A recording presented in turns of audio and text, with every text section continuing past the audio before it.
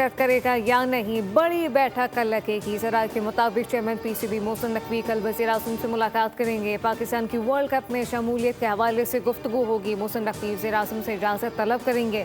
बांग्लादेश के खिलाफ आईसीसी के नामुनासिब रवैये पर वर्ल्ड कप से दस्तबरदार होने के ऑप्शन पर भी गौर किया जाएगा। T20 वर्ल्ड कप में भारत के खिलाफ मैच न खेलने का भी इम्कान है। वफाकी वज़ीर इत्तलात अताउल्लाह तारक कहते हैं कि जो भी फैसला हुकूमत ऐलान करेगी।